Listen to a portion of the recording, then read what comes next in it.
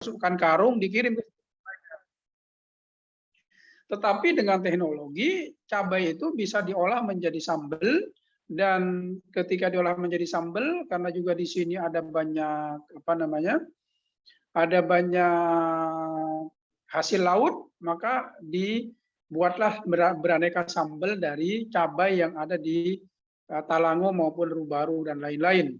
Misalnya sambal teri, sambal apalagi, sambal cumi, sambal udang, sambal sambal kerang, sambal kakap dan lain-lain. Dan itu membutuhkan teknologi untuk mengolahnya gitu ya, sehingga kemudian dia bisa diproduksi secara massal.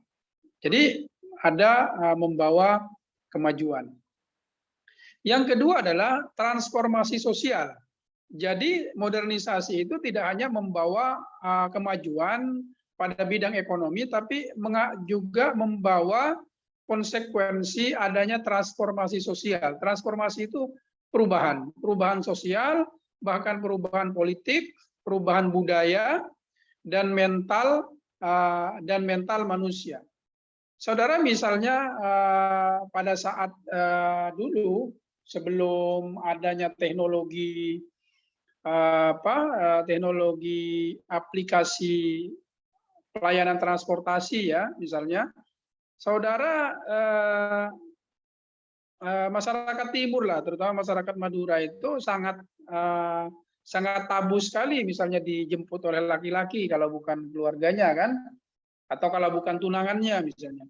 Tetapi dengan adanya Gojek sama Grab Bike itu, atau Gokar dan Grabcar itu, perempuan di rumahnya ya dibolehkan oleh bapaknya dijemput oleh laki-laki yang bukan misalnya keluarganya gitu, karena dia sudah tahu bahwa itu supir Gojek kan, atau supir Grab Bike gitu, atau jasa online lainnya lah.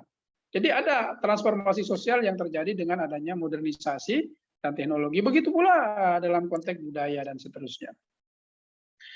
Nah, modernisasi itu melukiskan gerakan dari pinggiran menuju inti masyarakat modern. Jadi kita ini bisa menjadi bagian dari masyarakat modern. Saudara bisa melakukan bisnis seperti bisnis yang dilakukan oleh masyarakat di Amerika. Misalnya saudara bisa membeli saham Shell misalnya, saham perusahaan minyak di Amerika, Rio Tinto misalnya, yang diperdagangkan gitu, atau perusahaan KAO misalnya, perusahaan alat-alat sabun mandi dan seterusnya. Jadi kita tidak lagi menjadi masyarakat yang hanya berada di pinggiran, tapi kita bisa masuk ke dalam kehidupan masyarakat modern gitu, bisa melakukan transaksi sebagaimana yang dilakukan oleh transaksi masyarakat di negara-negara maju gitu. Tidak ada batasan karena sudah tersambung dengan perangkat yang disebut dengan internet itu. Nah, ada beberapa ahli di dalam teori modernisasi ini. Nanti kita akan kenalan, misalnya ahli-ahli itu ada namanya Harold Domar, ada namanya Harold and Domar, yang dikenal dengan namanya modal dan investasi. Ada Max Weber. Nanti kita akan kenalan dengan itu. Tetapi saya di penjelasan berikutnya ini ingin menjelaskan tahapan modernisasi yang banyak dianut menurut W.W. Rostow atau Worldwide Rostow di dalam di dalam bukunya yang berjudul The State of Economic Growth, Non-Communist Manifesto. Ini adalah teori yang banyak dianut. Teori Rostow ini, W.W. Rostow ini banyak dianut di sejumlah negara, yang terutama di negara-negara yang sudah berhasil dalam membangun perekonomiannya. Nah, tahapan modernisasi ini menganut teori yang dikemukakan oleh Rostow.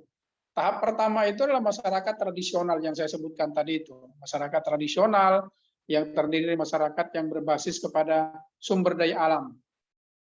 Basisnya adalah lahan-lahan pertanian, perikanan, sumber daya alam yang lain yang hanya dikelola dan dimanfaatkan sesuai dengan kemampuan masyarakat yang ada, tanpa ada sentuhan teknologi. Nah, tahap kedua itu disebut dengan prakondisi. Prakondisi itu adalah situasi di mana masyarakat mempersiapkan diri untuk untuk maju ke era industri yang disebut dengan era lepas landas. Makanya teorinya Rostow ini, teori modernisasinya Rostow ini dikenal juga dengan teori lepas landas. Jadi prakondisi lepas landas. Prakondisi lepas landas ini ditandai dengan semakin terbangunnya sektor-sektor pendidikan. Jadi yang menjadi syarat utama ketika negara itu hendak menuju negara modern atau daerah yang modern, maka dia ditandai dengan akselerasi percepatan di sektor pendidikan. Ini menjadi syarat utama dari negara yang hendak maju kepada negara modern atau negara industri. Nah, salah satu kenapa kemudian Indonesia menjadi negara yang kemudian jatuh kepada negara berkembang setelah dianggap negara yang akan menjadi negara maju pada era Orde Baru, karena pendidikannya kemudian menurun. Nah, pada Orde Baru misalnya Indonesia yang menganut teori modern ini memacu tingkat pendidikannya. Dulu sekolah dasar itu dibangun oleh rezim Orde Baru sampai ke level desa. Bahkan di level desa itu tidak hanya di satu desa itu tidak hanya ada satu SD, tapi ada 2 SD. Ada satu SD utama yang disebut dengan SD Induk, kemudian ada SD Inpres, SD tambahan. Saya dulu sekolah di SD Inpres. Teman saya sekolah di SD Induk. Jadi memang ya, ini menjadi satu syarat ketika negara itu mau menjadi negara modern atau negara industri, yakni memacu pendidikannya. Nah, setelah SD ini berdiri sampai ke level desa begitu banyak, kemudian Soeharto, Orde Baru yang dipimpin oleh Soeharto itu kemudian membuat program namanya wajib belajar 9 tahun. Jadi pendidikan orang Indonesia itu harus belajar sampai SMP gitu ya, atau sederajat. Usia SMP 9 tahun sekolah. Nah, setelah wajar ini berhasil, dianggap sudah mulai diterima, meskipun belum tuntas begitu seluruhnya rakyat Indonesia ini lulus SMP. Kemudian masuklah pendidikan SMK dulu. SMK dibangun. Itu tujuannya supaya menyiapkan tenaga-tenaga kerja yang siap bersaing di dunia kerja ketika Indonesia, saya contohkan, sudah masuk ke negara industri, di mana tahap ketiga ini disebut dengan namanya lepas landas. Jadi lepas landas itu adalah kalau pesawat itu dia sudah take off, dia sudah terbang gitu dari landasan pacu. Kalau prakondisi lepas landas ini dia masih berada di landasan pacu atau runway, itu dia berlari dari pelan ke cepat gitu. Nah, pada saat itu ketika masing-masing rakyat suatu negara, termasuk misalnya Indonesia, saya contohkan, itu sudah memiliki skill dengan pendidikan yang dimiliki, maka masuklah dia ke masyarakat industri. Jadi segala aspek dalam kehidupan masyarakat itu menjadi industri. Di industri itu ditandai dengan pabrik-pabrik. Makanya waktu itu Soeharto, Orde Baru itu membangun satu kecamatan, satu pabrik. Satu kecamatan, satu pabrik. Bahkan ada satu kecamatan di kota-kota tertentu itu memiliki tidak hanya satu pabrik, tapi banyak pabrik dengan spesifikasi dan spesialisasi yang berbeda-beda. Ini pabrik paku, ini pabrik kulit.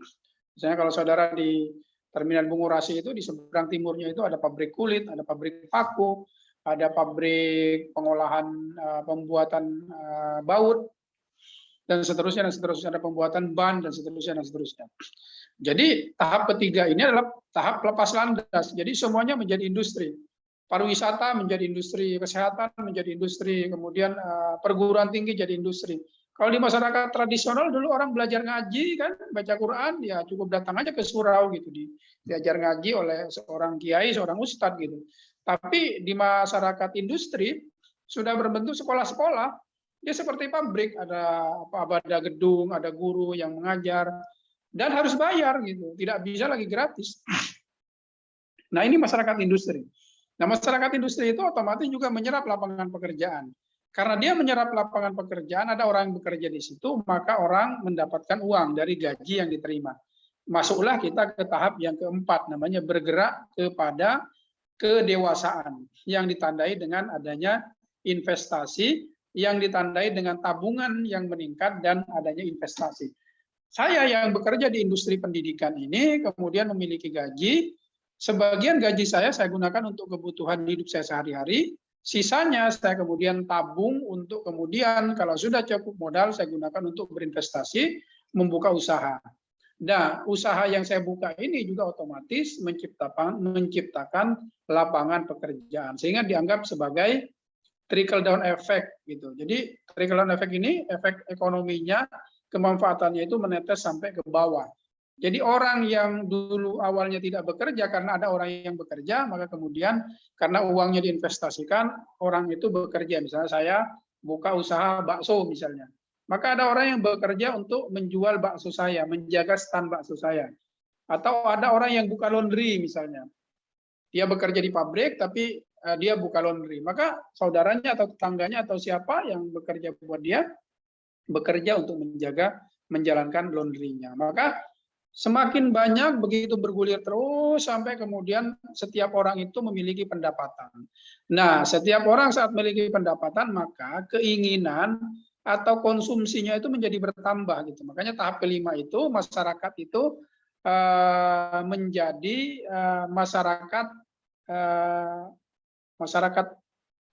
masyarakat pasar yang terintegrasi, yang dikenal dengan namanya globalisasi. Ada yang menyebut globalisasi itu small village. Jadi negara ini dianggap seperti pasar yang seperti desa kecil gitu ya. Jadi menjadi satu gitu, di situ dikumpulkan. Nah, masing-masing orang di dalam pasar yang terintegrasi itu memiliki spesialisasi yang itu bisa digunakan untuk memenuhi kebutuhan hidupnya, sisanya digunakan untuk dijual ke orang lain. Nah, negara atau daerah juga begitu. Indonesia misalnya terkenal dengan produksi apa gitu, atau Korea Selatan lah misalnya yang dikenal dengan produksi elektroniknya dengan kerajaan Samsungnya kan. Korea Selatan itu sekarang sering diplesetkan sebagai the state of Samsung gitu, negara Samsung, karena di sana Samsung pabrik terbesar di dunia. Nah, karena sebagian produksi televisi, kulkas, kemudian AC dan seterusnya itu lebih dari kebutuhan konsumsi masyarakat Korea, sisanya kemudian diekspor ke negara lain gitu, termasuk ke Indonesia. Makanya adanya ekspor impor. Dan tidak hanya seperti itu gitu. Kita sudah menjadi masyarakat global yang dihubungkan oleh misalnya hanya dihubungkan oleh HP kita, gadget kita. Kita bisa bertransaksi dengan orang di luar negeri, misalnya dengan masuk ke Alibaba misalnya kan, kita bisa beli barang dari Cina, bisa beli barang dari negara-negara lain melalui aplikasi Alibaba gitu. Atau kita bisa belanja ke Jakarta gitu kan, kalau datang ke Jakarta melalui Shopee, Blibli, melalui Tokopedia atau aplikasi lain lah yang semakin banyak gitu. Itu adalah disebut dengan konsumsi massal, sehingga masyarakat menjadi menjadi pasar dunia, satu pasar yang dipertemukan. Nah, ketika ada situasi seperti ini, globalisasi ini, maka ada penetrasi dan ada saling mempengaruhi antara satu masyarakat dengan masyarakat yang lain. Sebagai konsekuensi dari interaksi, maka ada namanya pertukaran budaya, pertukaran barang gitu. Kita bisa menjual barang kita di Alibaba, orang Cina bisa menjual barangnya Alibaba, bisa kita beli di sini. Tapi tidak hanya itu, saudara-saudara, bahkan pada level budaya kita juga mengalami transformasi gitu. Makanya jangan heran ketika misalnya ada anak gadis tetangga kita yang dia tidak pernah pergi ke Surabaya, tidak pernah pergi ke Jakarta, tapi familiar dengan pakaian tank top gitu. Banyak kan ya? Atau mungkin kita juga menggunakan itu gitu. Padahal kita nggak pernah ke Jakarta, nggak pernah ketemu dengan artis yang biasa menggunakan tank top gitu. Tapi kita adalah orang yang menjadi user atau pengguna tank top gitu. Kenapa? Karena ada transformasi di situ. Kenapa kemudian kita tiba-tiba suka terhadap musik K-pop gitu ya, K-pop itu. Padahal kita nggak pernah datang ke Amerika gitu kan. Atau kita suka dengan film-film Korea gitu. Padahal kita nggak pernah menjadi TKW di Korea misalnya kan, di Korea Selatan. Ya, karena kita sudah menjadi pasar global gitu. Kita menjadi satu pasar. Jadi musik Korea atau budaya Korea, pakaian Korea dan seterusnya itu otomatis menjadi konsumsi masyarakat Indonesia. Tidak hanya masyarakat Indonesia yang berada di Jakarta dan Surabaya, tapi masyarakat Indonesia yang ada di Talango, bahkan yang ada di Masalembu, atau di daerah terpencil sekalipun gitu. Karena adanya teknologi ya HP itu menyediakan sekarang tidak hanya misalnya foto-foto saja dan video, tapi juga YouTube yang bisa disaksikan secara live, real time gitu.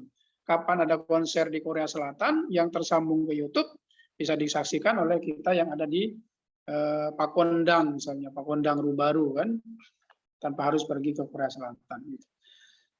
Nah, itu kira-kira penjelasan mengenai teori modernisasi. Ada asumsi dasar di dalam teori modernisasi itu, saudara-saudara.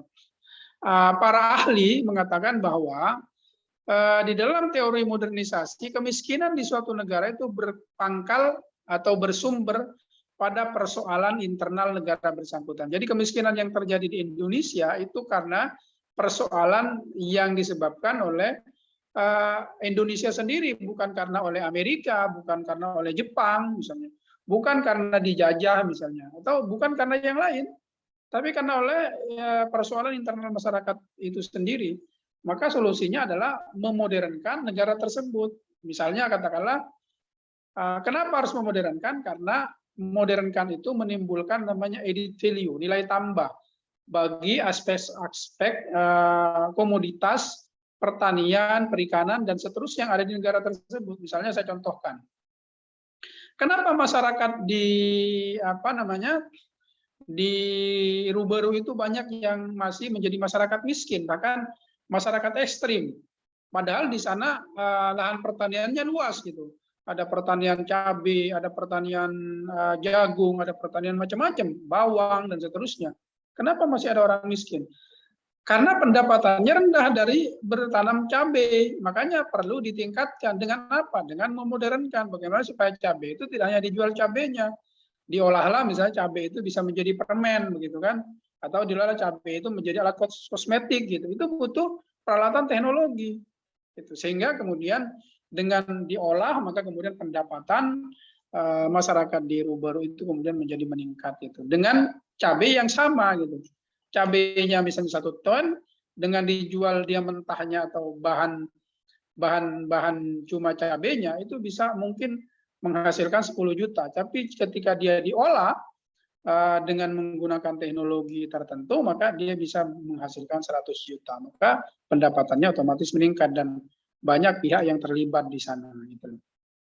Mungkin orang tuanya menjadi petani, anak-anaknya bekerja di pengolahan cabai itu, sehingga menjadi satu produk yang bisa memiliki nilai tambah atau added value yang itu meningkatkan nilai dan harga jualnya. Begitu saudara-saudara. Terakhir adalah ini adalah tokoh-tokoh teori modernisasi. Tokoh-tokoh teori modernisasi ini banyak, ada sekitar 6 ini, yang pendekatan dan pandangannya juga berbeda dalam melihat modernisasi. Harrod dan Domar misalnya melihat modernisasi itu ditandai dengan modal dan investasi. Seperti yang saya sebutkan tadi, di dalam tahapan keempat ya, investasi dan tabungan meningkat.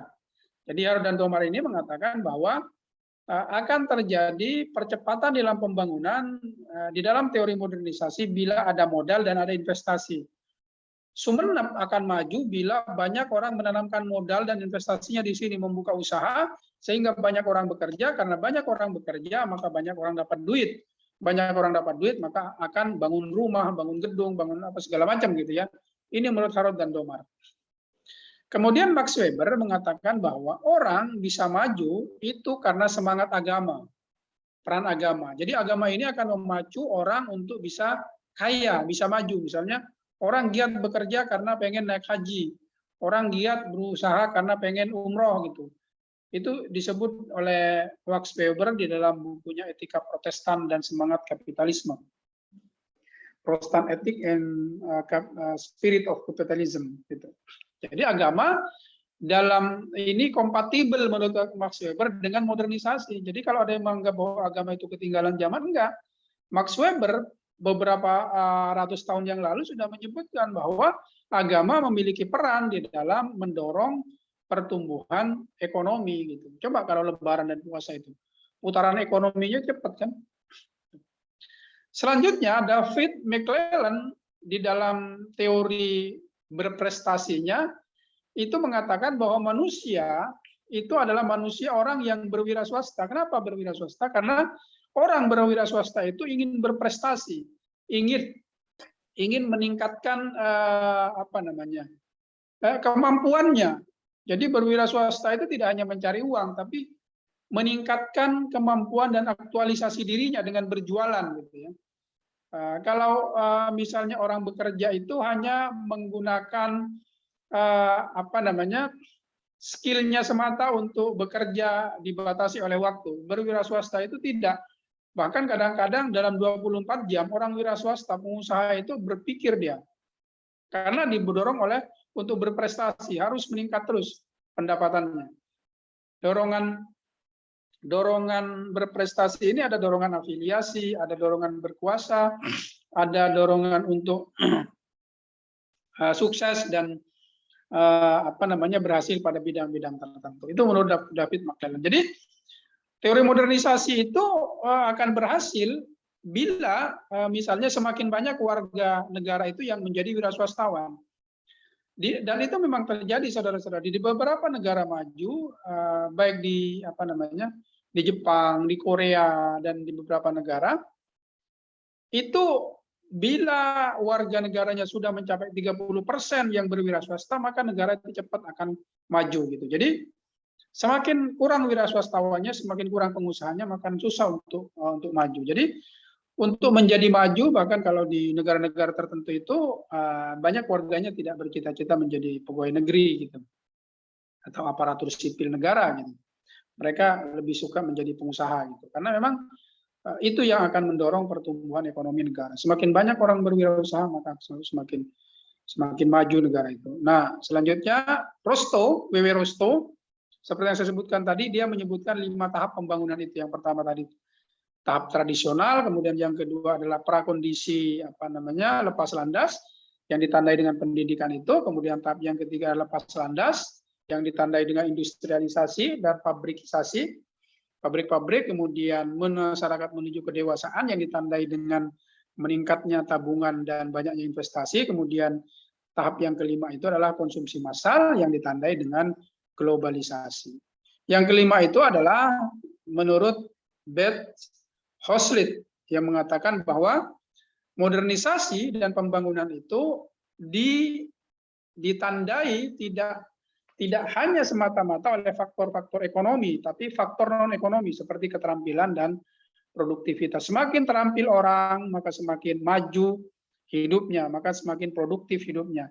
Dan betul, orang yang terampil itu selalu dibutuhkan oleh orang lain, tidak ada istilahnya dia menganggur. Semakin terampil pada satu bidang, semakin pakar pada satu bidang, semakin bermanfaat dan semakin tinggi gajinya, semakin tinggi perolehannya. Sama dengan Hoslit, Alec Incles dan David Hasmith itu mengatakan bahwa manusia itu maju dan modern tidak hanya semata-mata karena faktor agama, faktor modal, tapi lebih karena sikap pribadinya yang terbuka, kemudian inovatif, kemudian kreatif gitu, dan menerima perubahan. Jadi orang yang mampu beradaptasi itulah yang akan menjadi orang yang sukses di dalam pembangunan, dan itu dianalisis oleh Incles dan Hasmith di dalam teori modernisasi. Itu kira-kira saudara-saudara penjelasan yang bisa saya sampaikan. Selanjutnya jika ada pertanyaan silakan disampaikan.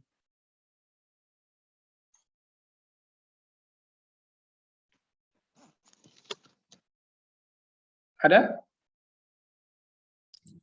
saya, Bapak. Silakan.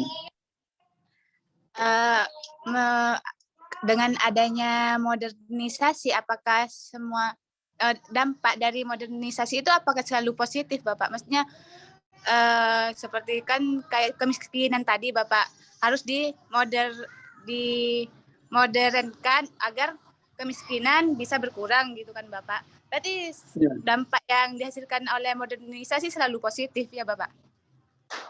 Dalam kacamata ahli,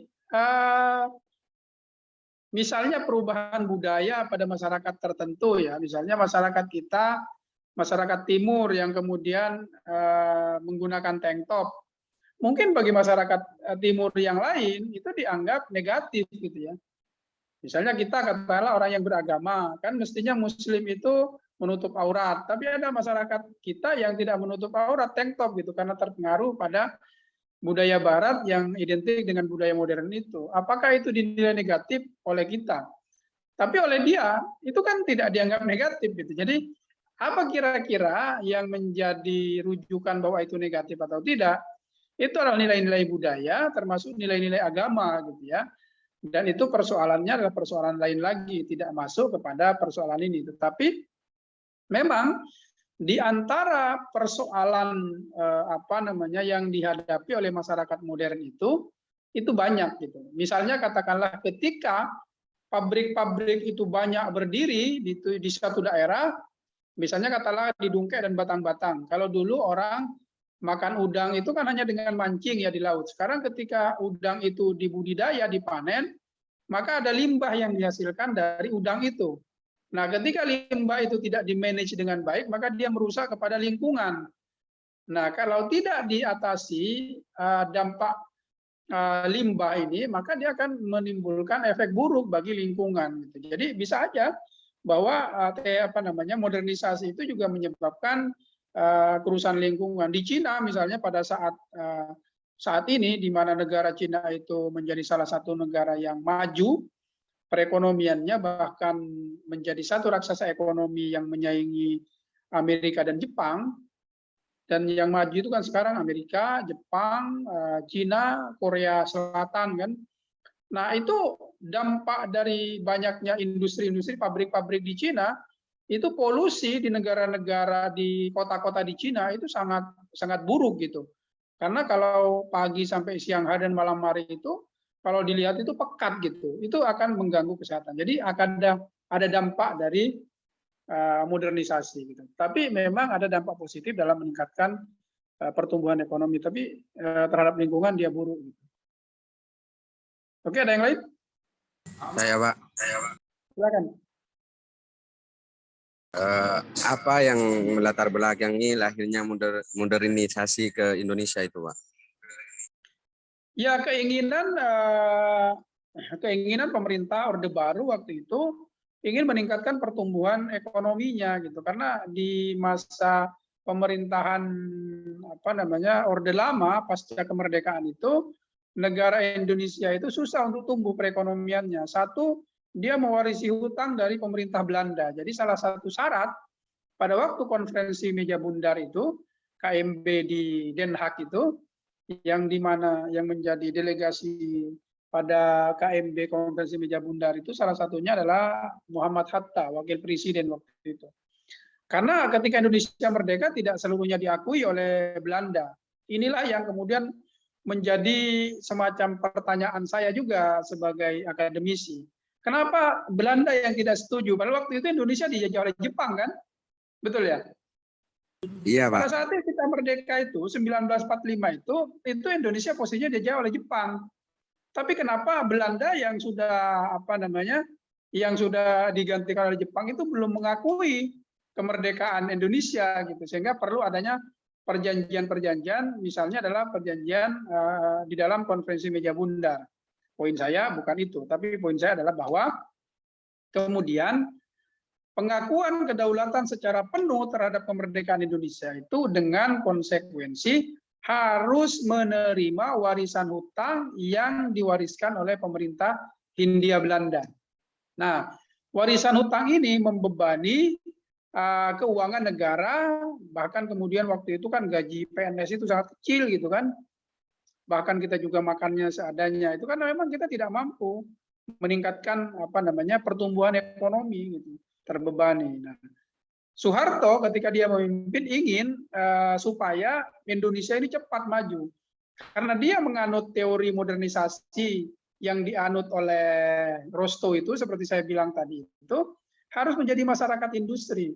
Nah, masyarakat industri itu ditandai salah satunya dengan adanya investasi. Nah, investasi itu kemudian masuk, maka kemudian jalan tol dibangun, kemudian Freeport emas Indonesia dikelola, batu bara dikelola, hutan dikelola, laut dikelola, dan seterusnya. Memang mampu menyerap pekerjaan kan, makanya orang bilang, oh zaman Soeharto dulu gampang orang kerja, pabrik di mana-mana, betul.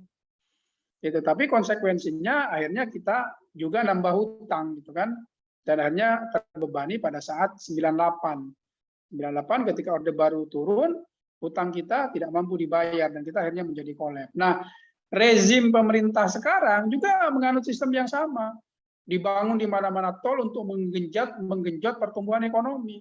Nanti pada saat jatuh tempo hutang itu dan kita tidak punya uang untuk bayar, maka bisa jadi ekonomi kita juga akan kolaps gitu loh.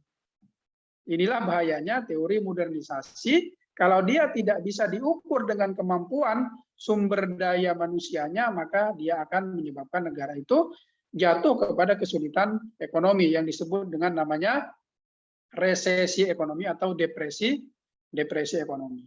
Gitu. Jadi pertimbangan teori modernisasi itu ingin memacu pertumbuhan ekonomi gitu supaya cepat, dan memang cepat untuk jangka waktu pendek gitu. Tapi untuk jangka waktu panjang, kalau perangkatnya tidak disiapkan secara baik, maka dia bisa menjadi bumerang. Tahu bumerang ya? Dia bisa menjadi senjata makan tuan bagi negara itu. Ada yang lain?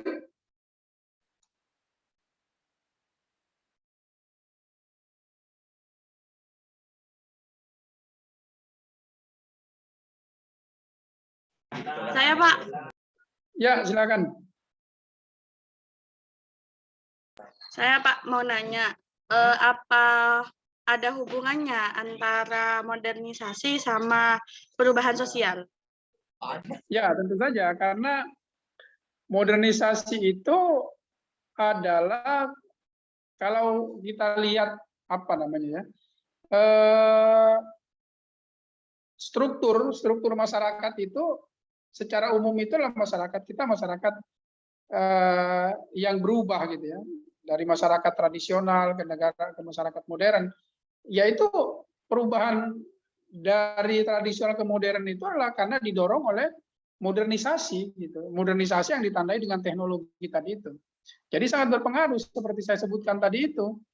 Misalnya saudara yang dulu tidak menggunakan celana panjang gitu kan, mungkin orang tua kita dulu jarang kan menggunakan celana panjang, yang menggunakan sarung ya biasanya.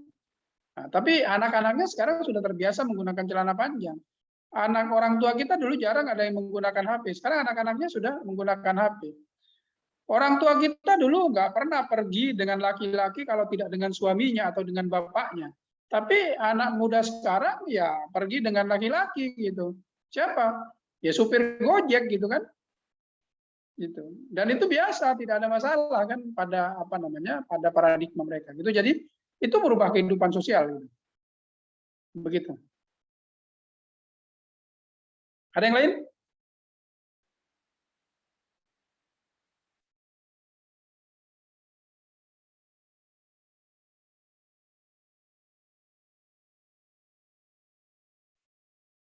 Nggak ada? Nggak Oke, ada, kalau Pak. tidak ada,